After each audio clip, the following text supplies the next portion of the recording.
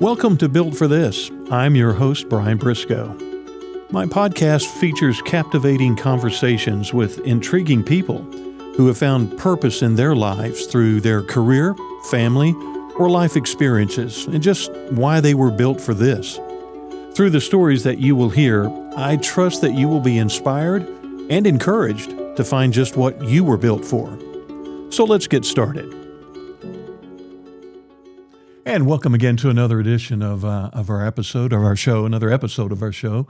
It's a real thrill and a real pleasure here today to welcome in the guest on Built for This. He is the president and chairman of a wonderful foundation. He's a founder of the Uncle Eddie Eats pizza maker. We're going to talk pizza here in a little bit, but he's also the president and the chairman of the U Doin Foundation. It's Eddie Fischer joining me today. Eddie, thanks for much being on the show. Brian, it's so nice to be with you, and how you doing? I'm doing great. You beat me to it. I was going to try to get that in before you did. Well, let's talk, before we talk about how you doing. Yes. And that's a great, for everyone watching and listening, it's a great opportunity that you're putting together from your heart for teens and to try to better their future. But to get to that point, before you had that maybe on your heart, let's talk about pizza, first of all. My favorite topic. Yeah, there you go. Uncle Eddie Eats. So how did that get started, first of all, in the pizza business? Did you always think that you were going to do something like that? Well, pizza has been a thread in my life. I grew up in a small Polish-Irish blue-collar town, Sayreville, New Jersey. Mm-hmm. Happens to be also the home, went to the same high school as John Bon Jovi. Okay. So, there's a who's who. Yeah, he set a pretty good tone for all of us, yeah, right? Did. Yeah. But pizza has always been a thread in my life and a connector with my grandparents, with my dad and mom, and my Uncle Rocky. Yeah. My grandmother's brother had a pizza place in Perth Amboy, New Jersey called Pizzarama. Okay. And my mom had a few of my birthday parties there. My grandmother, I'd hop in the car and go with her when she was working there. Yeah. And, to walk through that back screen and just do a deep dive into the fresh mozzarella and the dough we take home. And my uncle would pay us a nickel a box to make the pizza boxes. Yeah. But you know what I think what it really was it was the cast of characters. It was the storylines, the personalities, what was going on. I was always very curious, soaked in a lot of stuff, good, bad, or indifferent. Sure, yeah. But I loved pizza. What that formed for me, being a Jersey boy through and through, my parents used to rent a house, and it's interesting. There's 4 pizza places that have shaped my love of pizza and will be forever ingrained in my soul as a connector to my childhood and, beyond. So in our hometown, we really didn't have a really great pizza place, so we used to go over the bridge to South River and a place called Cafaro's. Yeah. And my dad loved it.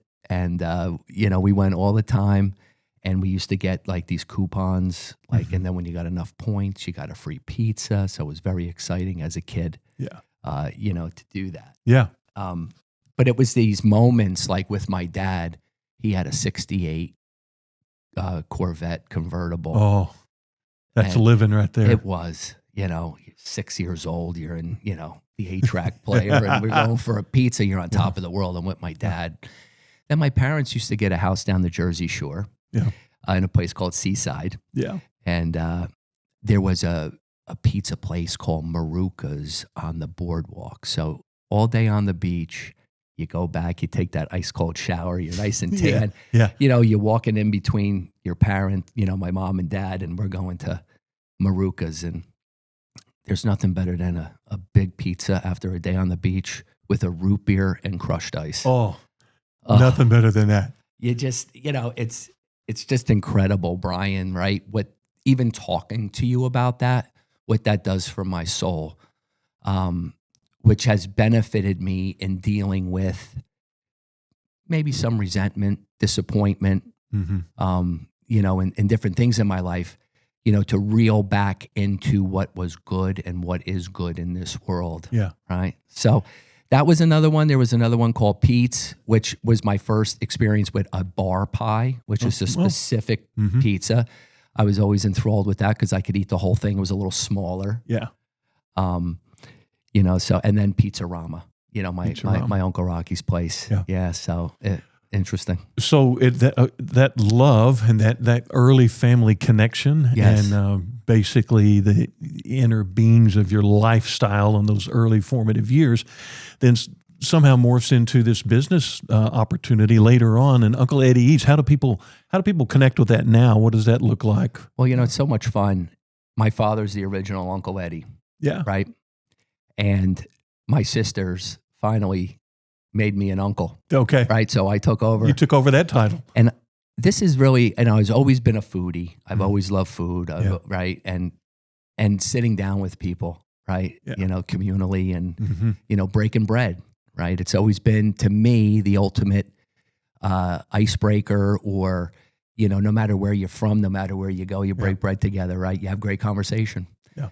So I was asked in the summer of 2017, a dear friend of mine, Randy Boyd, he's a great, great guy. He wanted to ride his bicycle across America for his nonprofit. Mm-hmm. And I said, well, Randy, if you put it together, I'll drive the truck. Sure. Well, so he puts it together, right? Here I go. Now right? you got to do it. We're going across America. He's riding his bike. I'm driving the truck. So I start visiting. We stop at all these places to eat. Mm-hmm. And I'm rating them and, connecting with people all over the country, mom and pop places. Yeah. And having a bunch of fun with it. And a lot of people would call me Uncle Eddie, and then Uncle Eddie Eats kind of came into that. So the business of Uncle Eddie Eats is very simple, right? It's going in, meeting people, saying that's delicious. Uh-huh. That's what I would say. It's all about those that's delicious moments. Yeah. It's making pizza, it's meeting interesting people, it's listening to their stories. A lot of people will go in and rate stuff. It's not about that for me. It's about the experience and the story behind, why someone's doing what they're doing. That curiosity, once again, has always been very important to me. This show is tries to make it purpose-driven, finding out why people do what they do. So do you see this, when you were so fascinated early on as a kid in your family's business in the pizza industry, and now, like you just said, you touched on, it's about the experience. So do you see pizza making more as a connecting of people, a discovery of people's lives and their experience, and that you play some role in that, in connecting these people or giving them some uplifting moments? Absolutely, 100%. To me, pizza is the hook, right? Yeah. It puts a smile on people's faces. It's one of the most beloved, if not the most beloved food in America and beyond.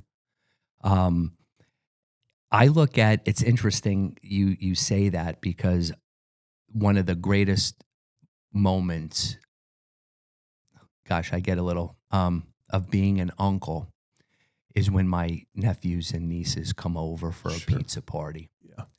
Yeah. First of all, it's such a wonderful setting for them. Mm-hmm. And I think, one of the things we'll talk about is I'll be celebrating 20 years sober in April. Congratulations. Thank you. And, for the kids to come over to Uncle Eddie and Aunt Michelle's house, right? Yeah. They feel safe. There's no drinking. Mm-hmm. It's all love, smiles, and joy. And I get them up on the counter. They're putting a semolina flour on the peel. Yeah. And they're patting out their dough, and we're taking pictures and making faces. And, there's no greater joy for me than those moments with my nephews and nieces. And that has branched out into, seeing how pizza can really be a wonderful process to speak with teenagers. Yeah. We'll get into a little of Yeah. that, right? But it's to me, it's these moments where you're taking care of something, right? We do a 72-hour cold fermented dough. Mm-hmm. So it's a process. It's being patient. It's watching something grow. Yeah.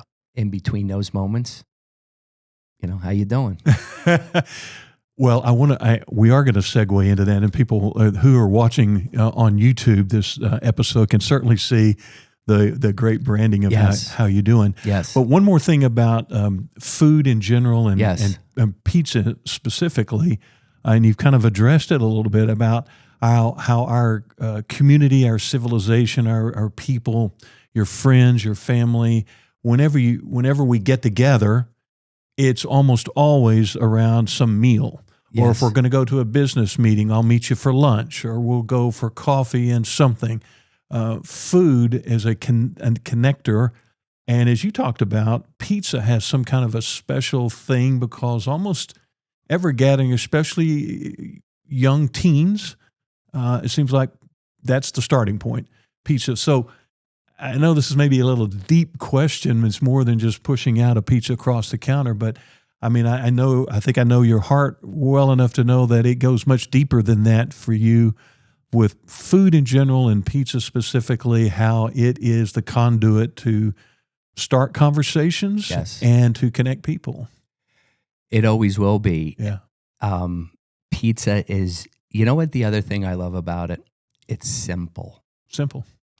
And I think one of the things I learned in recovery, one of the kind of catchphrases is, it's a very simple program for difficult people. Excellent. And it's in the simplicity that I feel maybe we've lost a little bit, of that mindset. And I grew up very simple. My grandparents were very simple people, but so beautiful, right? All the wonderfulness. My parents, very simple people, right? But there's so much love and meat to all of that, right? What comes in the simplicity. And I think that's what I love about the pizza is a couple of ingredients and a lot of love, right? Yeah. You don't need a PhD, although there are some incredible pizza makers that go beyond, but for what we're doing with teenagers, right?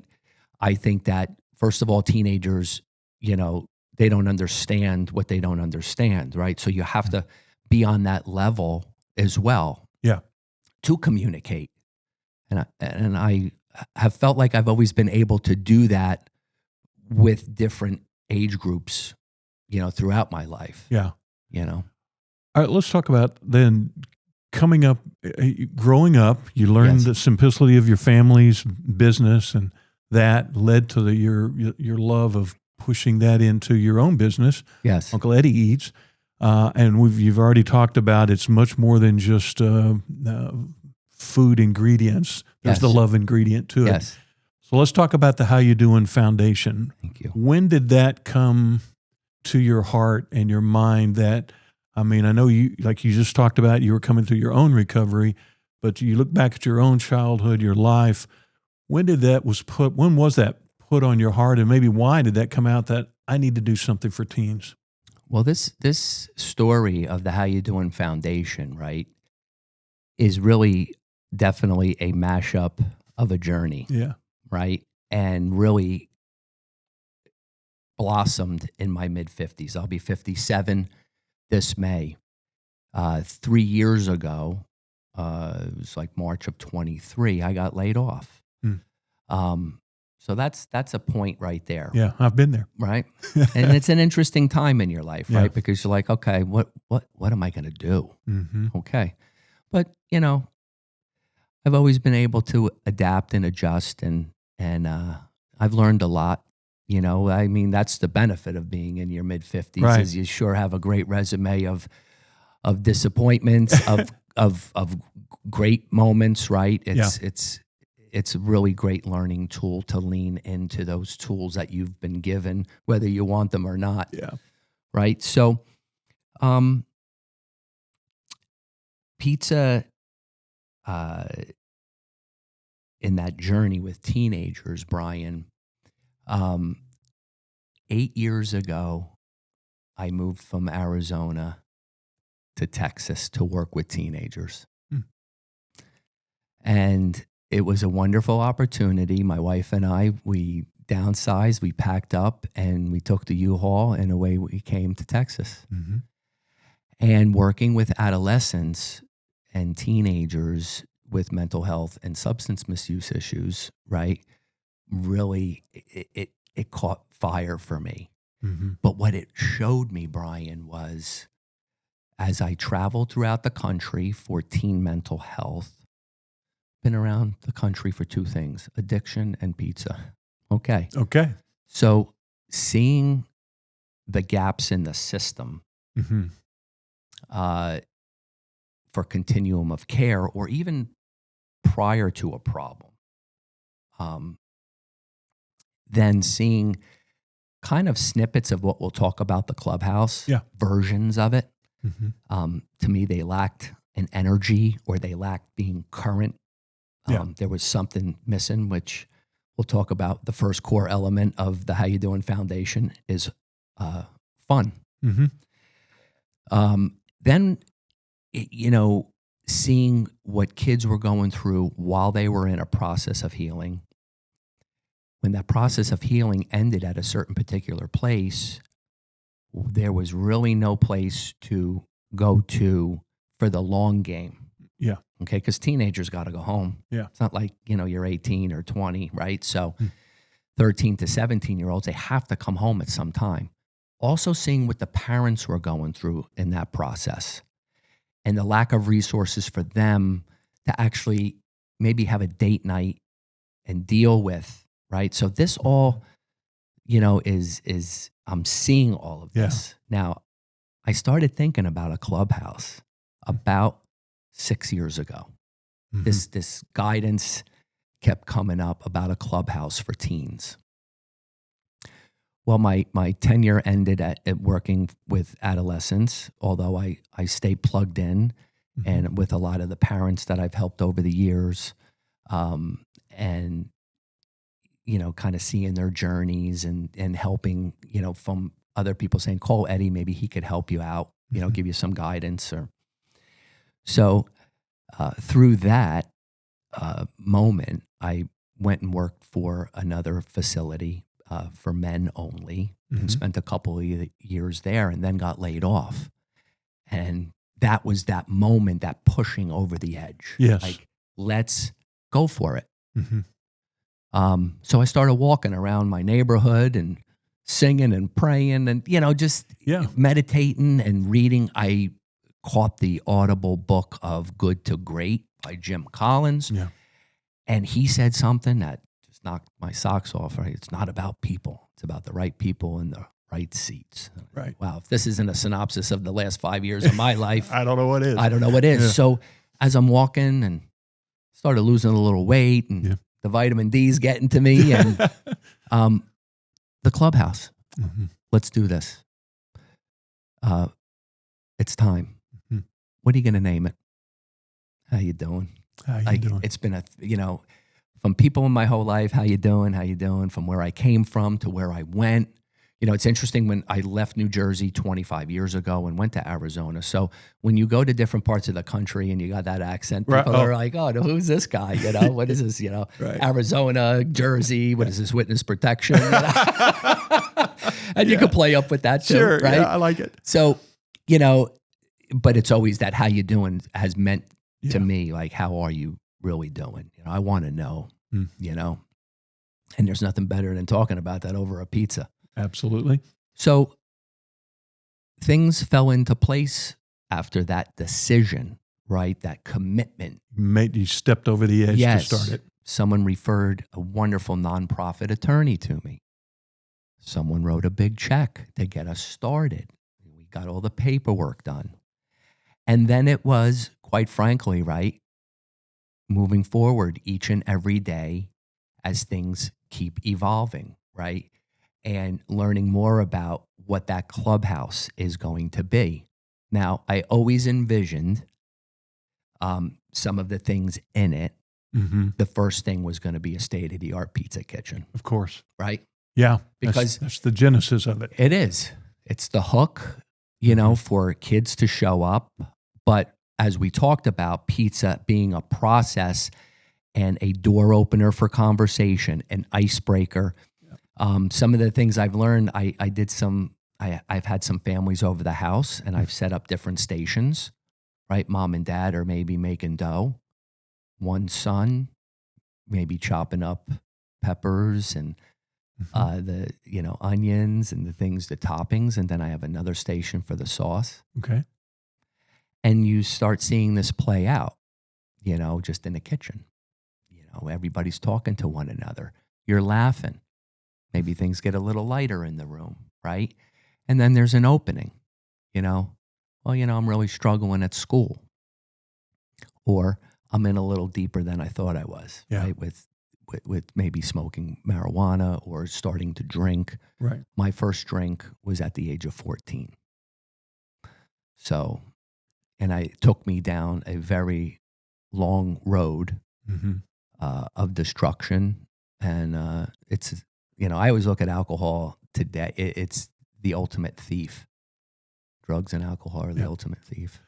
I'm going to dig deeper into this, the How You Doin Foundation. And yes. Let's talk about the clubhouse a little more in depth. I know you have plans, visions, things, and some real solid plans that are looking at the spring and summer. Yes. We'll talk a little bit about that, where the location of this first one might be, and what you're thinking as far as getting this, what would be a visual representation of what your dream's been. Yes. Well, one thing I wanted to say too, right, to be clear, right, with the How You Doin Foundation, right, it is a 501c3 nonprofit. Need support. Yeah. We need support. Yes, we do. Just like the hat. There just you like go. the hoodie.org. Thank you. That it's for teenagers ages 13 to 17, their families, and our communities. I always say our communities because when teens are doing better, our communities do better and families do better. Sure. Right? Yeah. That are struggling or facing challenges with connection, mental health, and substance misuse. And they say, well, how are you going to do that? And I always say, well, through our 4 core elements of fun, connection, discovery, and direction. And they are in that order for a purpose and a reason. And where are you going to do it? Well, we're going to do that in a 10,000 square foot clubhouse in Northlake, Texas, we're supposed to take occupancy September 1st of 2026. Wow. It's, this journey, which has been, started in 2023, right, is now evolving. We're ready to cross $175,000 in funding. Okay. So, when people say, okay, so what are you going to put in this thing, right? So this 10,000 square foot, right? Well, the 10,000 square foot clubhouse, it's 5 indoors and 5 outdoors. Okay. So it's beautiful, right? We're going to have both. Inside is a state-of-the-art pizza kitchen. Got to have the kitchen. Right? We're going to have that whole thing going on because the pizza kitchen's going to serve as a few things, right? One, kids are going to come in and want pizza. That's going to get them there, get them coming back too, right? Secondly, it's going to be teaching, right? The process of, like I talked about, the patience, waiting for that perfect moment, and then you have this beautiful blank canvas of a pizza peel with semolina flour on it, and let's create a masterpiece, right? Yeah. Let's learn how to also take care of ourselves, right? Cook for ourselves. So, that moment of teaching, but then between the lines of opening that conversation, hey, what's going on, in your life, So it's howyoudoin.org. Howyoudoin.org, just like that spelling. Just like you're looking at it to find that, to support that. You mentioned the 4 core elements of this. I'd like you to dig into those a little more. You mentioned fun to start with, and Yes. as well, no teens. The way to get their attention to come to anything is to either fun and food, first two Yes. things. But talk about those four core elements that are going to be very important to reaching these teens and helping them. Thank you. If you're not having fun, right, Mm-hmm. no one's going to show up. No. I don't care if it's 1980 or 2026, right? Yeah. Although I think kids are having less fun today than we had. I'm Right? going to talk about that. We were free to roam. Yeah. But when you're having fun, you are going to connect with someone or something. Mm-hmm. That's that first moment, right? Yeah. Which leads into connection, right? So when you're having fun, you're going to connect with someone or something, whether you're introverted or extroverted, which I think is very important. Not everybody's the same, right? Everybody kind of communicates and gets comfortable on a different level. So we have to, have that safe space of curiosity to do that, right? Mm-hmm. Which leads into now you're connected, right? So there's a rapport, there's a comfortability going on when kids are starting to show up, which leads into my favorite, which is discovery. It's the curiosity moment, right? It's who am I? Who what am I? doing? What do I want to do, right? Because this world, like, I had three choices: college, the plant, or the military. There you go. That was it, right? Now, today, it's like you could do this, you could do that. It's almost overwhelming, right? And I think, analysis paralysis, right? It's almost, right? There's so much in the world, but how do we incubate that curiosity, Brian? How do we take that, and while we're doing all the connecting, the nuggets that we get from the kids, like, hey, I'm interested in, becoming an entrepreneur. Okay. Let's get everybody to that clubhouse to pour into the kid. And one of the biggest things in the clubhouse is going to be the guest speaker. Yes. The clubhouse guest. Local, national, and international. Got them all lined up, all ready to go, right? For whatever that is going to be. Is it college? Is it entrepreneurship? Is it starting your own business? Is it trade school? Is it the military? Is it, I want to be a podcast sensation, right? So all of those things wrapped up into that discovery moment. We're going to bring in, I have pizza makers all over the country that are going to come in and make their style of pizza, share their story. One thing about the pizza too that I forgot to mention is pizza guys are the salt of the earth. Yeah. They're the salt that they put in the flour. Yep. And they all have great stories, and most of them are great characters and work really, really hard. The pizza business has become very romantic, so to speak. It is hard work. I've seen these guys that work their own ovens and making dough and on their feet, right? Yeah. But that's what I want the kids to hear today. The other thing with discovery, Brian, that I think is important is when a kid thinks I want to do this and then finds out, ooh, maybe I don't. Oh yeah. Maybe this is, that's too much for me. It's too much. How do we still stay in the moment? And I'll give you the example. When my baseball career was over, I thought my world was over. I couldn't throw anymore. Now at that moment, I would have, listen, it is what it is. I mean, our journeys are our journeys, and I'm here for a reason. Yeah, absolutely. But it would have been really wonderful if someone would have said, hey, take a breath. You love the game. You can't play. That's all right. You ever think about broadcasting? You ever think about journalism? You ever think about being a coach? Or, here's some of the options off of what you love. There are many other options that you can go into.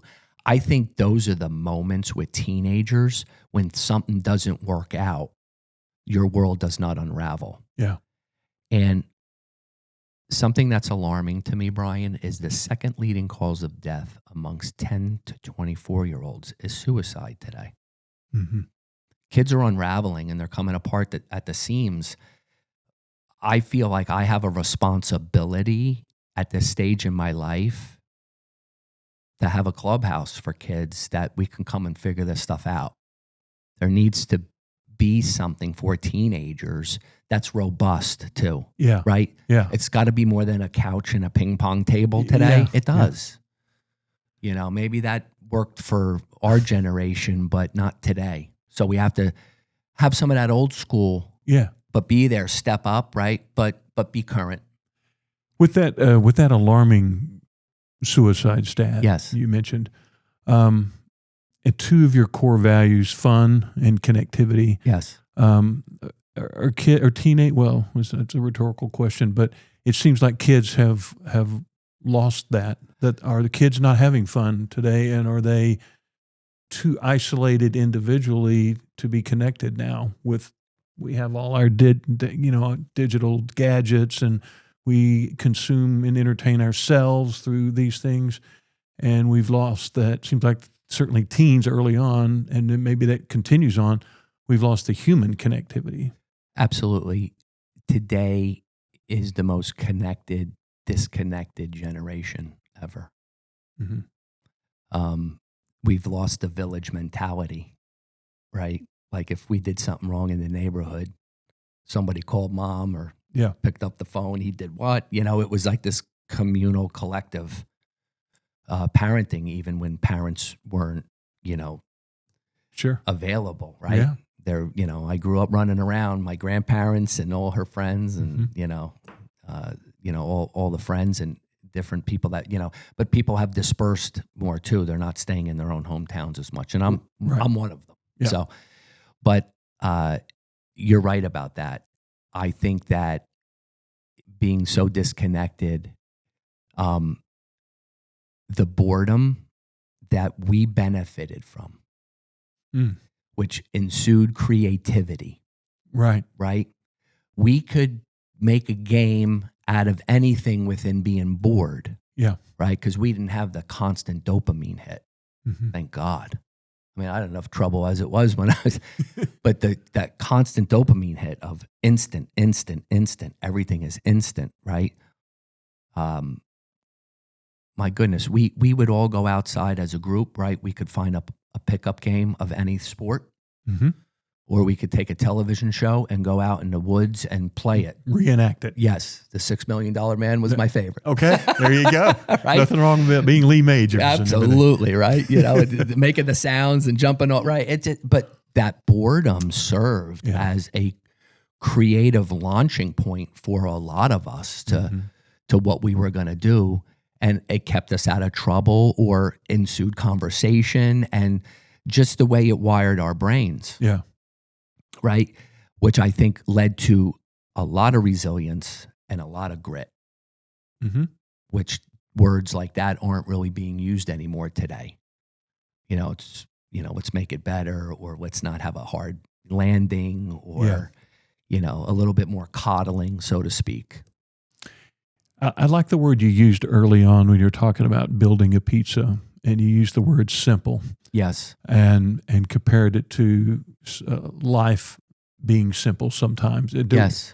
Do we need to get teens back to that? And you mentioned how you're envisioning at the clubhouse in the kitchen, everyone would have some kind of role to play or something, but it would be very simplistic to start with. What does being simple, you think, teach a teen? Simplicity keeps, to me, chaos at bay. Yeah.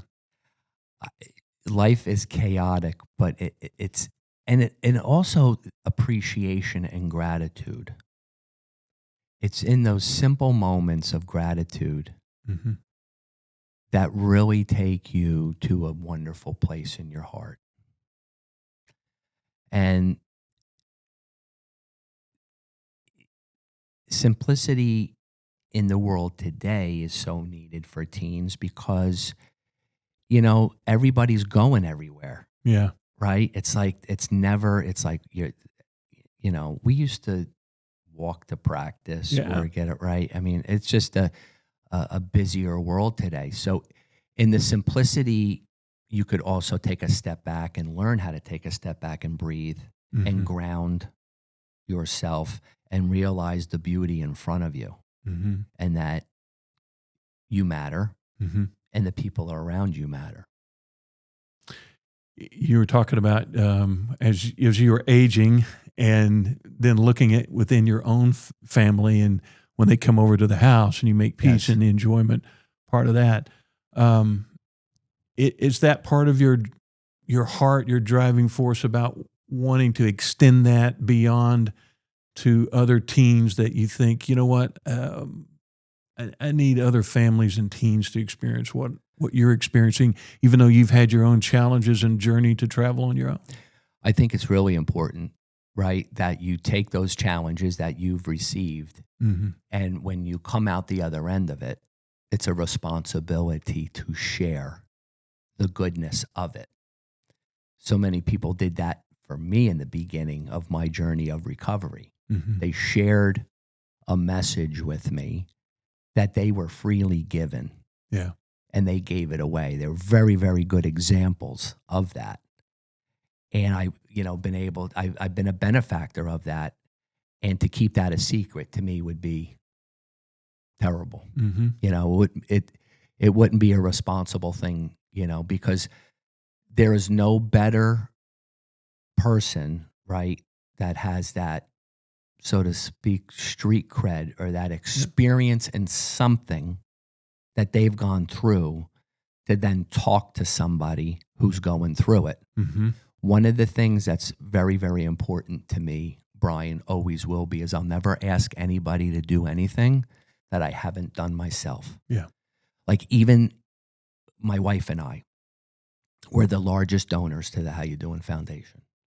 So if I sit with an individual donor, I sit with a foundation, I sit with a corporation, and I ask, join us in this much needed endeavor. And I share, like, we're putting our money where our mouth is, right? I'm not asking you to donate to something that I'm not involved with, and I'm going to be there 6 days a week because the clubhouse is going to be open 6 days a week. Okay. So I think that it matters, right? When you're getting in the trenches and people need that help at that moment, right? Whether it's in the beginning of a crisis or during a crisis or after a crisis, right? The people that you surround yourself with matter. Yeah.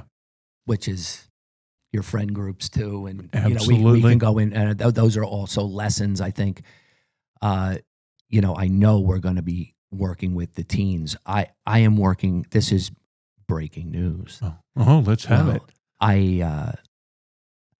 One of the things in my life that I truly enjoy is knowing somebody 10 to 20 years older than me as a friend and a confidant, and 10 to 20 years younger than me, right? Absolutely. Bookend your friends because you learn a lot. Yeah. You can never stop learning, but you learn a lot, right? And we need to always be open to learning, be humbled, right? Yeah. And also like, hey, I didn't have that one right, right? So you need people to check on you. So I'm working with someone who's 72.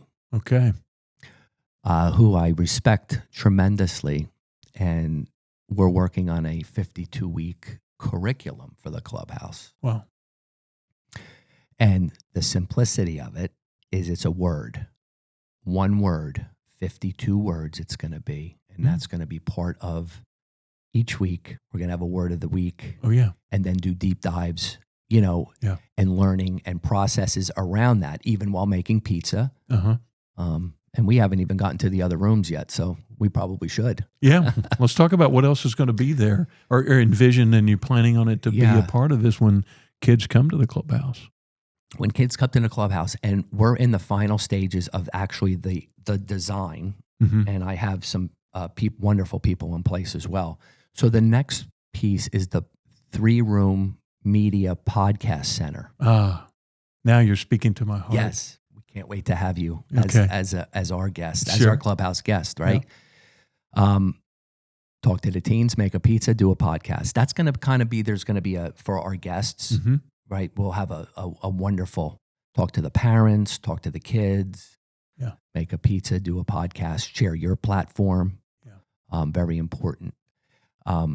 So the podcast studio, right? Kids will be able to launch their own podcast.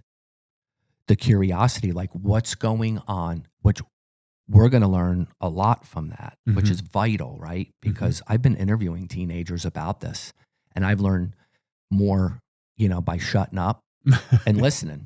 Which that's the other thing too. I think we talk a lot at kids. We don't listen to kids. They have a lot to say. They do, and they have a lot of value in what they're saying. They're on the front lines of something we're not any longer. We've got to learn what's going on, right? So come launch your own podcast. Maybe that's a single, maybe that's a couple of kids. They want to, have a lot of fun with that. It'll be really interesting to hear what the talking points are with that. And then once again, because I mentioned introverts and extroverts, right? For the kids that don't want to get behind the mic, we're going to have an editing suite. Love it. And a green room, right? So welcome the place guests. a place for everybody. And then they could chop it up into reels and YouTube shorts and do all that wonderful stuff, to make the podcast. So now you start talking about teamwork. Yeah. Putting all of those little moments, because everything matters.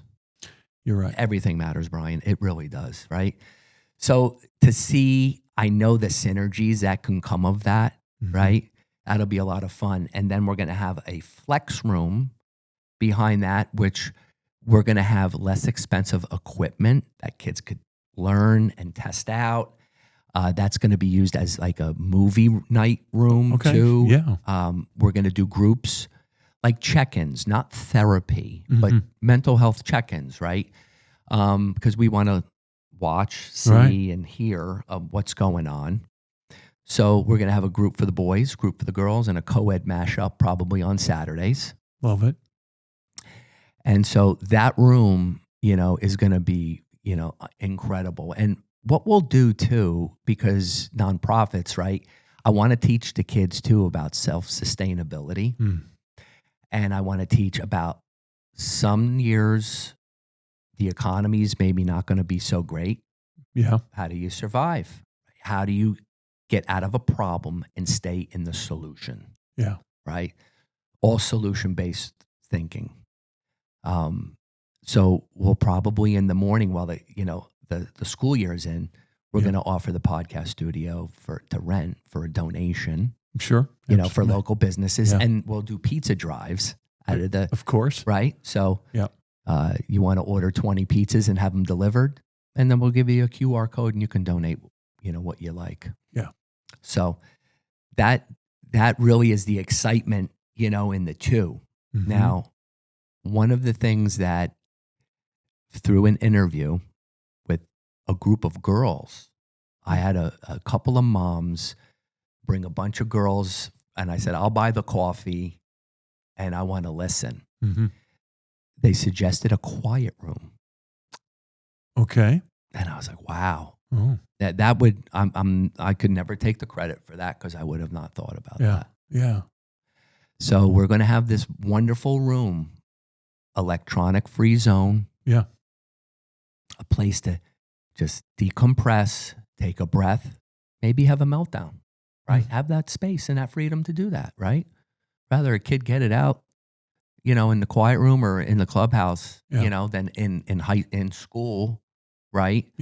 At least they know that they have a safe place to come to do that, and they'll be welcome to do that. So, in that quiet room, maybe some lavender essential oils. I'd like to work with a company called Moon Pods. They have, the beanbag chairs and that. So I have great community partners lined up to do yoga and breathworks. Brian, breathworks. It's like that is. I never bought into some of this stuff in recovery, and I've been given the gift of some of these things like equine therapy and breathworks, and it's incredible what Breathworks was incredible. It's what we hold on to. Right. And what you can release, and the process through that when led by a professional. Mm-hmm. Some of the most beautiful breakthrough moments I've ever had. So we're going to bring all of that, to the clubhouse. That's that third room. And then inside too, right? Places to do homework. Yeah. And I want to be intentional, right? Maybe a place where someone wants to sit alone, sit in, maybe two. Uh-huh. And then I like to get some old fashioned booths, like the yes. the old Pizza Hut booths or something like that. Yeah. So that kind of encompasses the indoor of it all, right? And so we are finalizing the last architectural piece with Texas Business Parks. Mm-hmm. They're building the whole complex where we're going in, right on 407 in Northlake, Texas, right across the street from a master plan community called Pecan Square. You, a couple of words you mentioned there in the few minutes we have left, but you talk in the clubhouse. You've outlined all these wonderful things for the teens to do and be a part of, but you mentioned some couple of really interesting words. I thought was that through all of these efforts and through all of these activities and participatory experiential things, that they are going to learn things like responsibility, teamwork, how to work with others. I mean, it seems like so many of our teens are used to being individuals and figuring things out on their own, and there's a good place for that. Yes. But those kind of teaching moments, I know that it's very, it's not by accident that you're putting that kind of thing in place. No, it's not. And the fourth core element of direction is really that's where the proof is going to be of the concept to me, is what direction does the kid go in, and are they prepared? But also too, even in our community, right? I was a paper boy, right? So we had, I worked in the mall. I had a lot of jobs as a kid. Kids aren't working as much either. No. But I think that even preparing like a teenage workforce for our local businesses, right? Mm-hmm. For direction. But to me, the outcomes in the direction are whatever in that discovery mode was learned, launching out of the clubhouse to the college, to the job force, right? That's really, to me, and then having an understanding of what it's going to take to show up in the world. Right. That's been a big discussion amongst our generation, working with the younger generation as they show up and they're like, well, I don't want to do this and I don't want to do that. And I don't have to do that. Right. Yeah. And there's been a big, so how do we, instead of staying in the problem, how do we get in the solution with our generations to help one another? And maybe we don't have it all right either. Right. I mean, but being there for teenagers, I mean, the one nice thing too, Brian, is a lot of parents spent a lot of money or insurance, right, on solving problems. Mm-hmm. And this is the long game. If a kid needs us at 13, they could stay till 17. And we're going to have a membership fee. Yeah. We're going to ask for a donation monthly, but there won't be a barrier if that can't happen. If this in Northlake, Texas goes gangbusters, do you envision more of these clubhouses around if you're led that way and the support's there and the vision? Absolutely. Yeah. We're signing a 4-year lease. At the end of year 2, we'll see where the most kids are coming from the furthest, perhaps. Mm-hmm. And that could be a second location. Yeah. But you never know, right? I've had 2 things as I was walking and dreaming about this. One piece of guidance was, Eddie, there's going to be a mayor from a town that's going to call you and say, we want this in our town. Mm. That's one thing. The other thing I had was, would it be, do I open one in Jersey? Do I open one in Arizona? Wow. And have one in Texas? Wow. Full circle. The trifecta of the journey, opening, because each wonderful, beautiful place has played such an important part of my life. Mm-hmm. So, that could be a lot of fun, thinking about that. And if you don't put it out there, it'll never happen. Well, I want to invite our viewers, our listeners who are listening or watching on whatever platform to go to How You Doin, DOIN.org. Check it out, see what everything's going on there. I encourage you to support that. And Eddie, you're doing fantastic work in a very needed vertical of our community. And I wanted to just tell you to keep going and keep doing it. Thank you, Brian. Our communities do really need this endeavor. It's time to step up and be part of the solution. All right. Thanks, Eddie, for being on the show. Thank you for having me, Brian.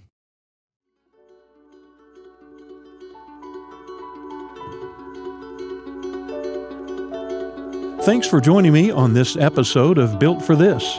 Be sure to follow Built for This on your favorite listening platform and share it with a friend.